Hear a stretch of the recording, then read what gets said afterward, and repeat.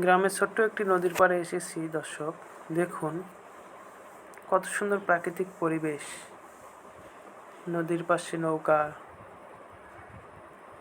মানুষজন চলাচল করছে, নৌকাতে করে পারাপার হচ্ছে। নদীর মনোরম পরিবেশ দেখতে কতই না সুন্দর। যারা আমরা গ্রামে থাকি তারাই বুঝতে পারবো নদীগুলোর সৌন্দর্য, প্রাকৃতিক পরিবেশগুলো অনেক সুন্দর লাগে যখন ঘুরতে আসি নদীতে। দেখতে থাকুন, উপভোগ করতে থাকুন।